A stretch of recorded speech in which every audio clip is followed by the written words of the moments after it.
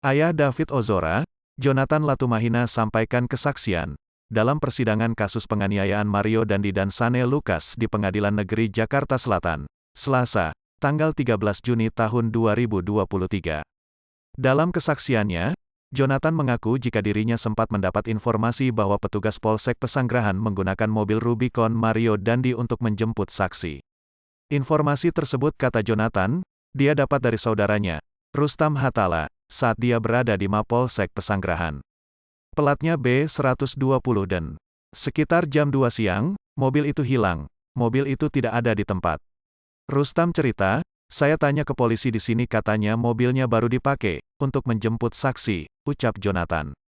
Keanehan lainnya, kata Jonathan, yakni saat mobil Rubicon itu kembali ke Polsek Pesanggerahan, plat nomornya berubah dari B120 dan menjadi B2571 PBP. Anehnya apa? Pas balik plat nomornya berubah, ucapnya. Tak hanya itu, Jonathan juga mengaku jika mobil itu tidak dikendarai oleh petugas, melainkan oleh pelaku anak AG, saat kembali ke Mapolsek Pesanggerahan. Pas kembali nomornya berubah, saya gak hafal yang belakang namanya huruf PBP, ucap Jonathan.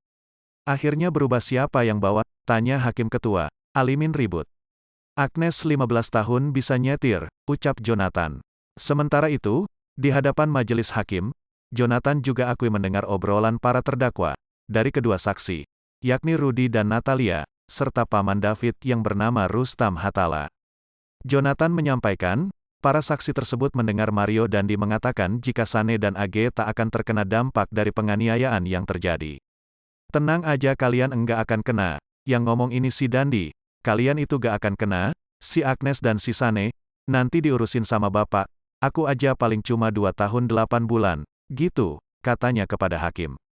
Selain itu, keanehan lainnya, kata Jonathan, yakni para tersangka, yakni Mario Dandi, Shane Lucas, dan pelaku anak AG, bermain gitar saat ditahan di Polsek Pesanggerahan. Ada lagi keanehan, ketika pemberkasan malam hari, saya dapat info dari saksi, para pelaku ini sedang main gitar di Polsek Pesanggerahan, ujar Jonathan. Sebagai informasi, Mario Dandi dan Shane Lucas telah dijadikan terdakwa kasus penganiayaan berat berencana terhadap Kretalino David Ozora, 17. Diketahui, Mario Dandi didakwa dengan pasal ke-1, pasal 355 ayat 1 KUHP Junto, pasal 55 ayat 1 ke-1 KUHP Subsider, pasal 353 ayat 2 KUHP Junto, pasal 55 ayat 1 ke-1 KUHP. Atau dakwaan kedua, pasal 76C Jukto, pasal 50 ayat 2 Undang-Undang Nomor 35 Tahun 2014 tentang perubahan atas Undang-Undang Nomor 23 Tahun 2002 tentang Perlindungan Anak Junto, pasal 55 ayat 1 ke-1 KUHP. Berdasarkan dakwaan ke-1 primair, yaitu pasal 355 ayat 1 KUHP, Mario Dandi praktis terancam pidana penjara selama 12 tahun.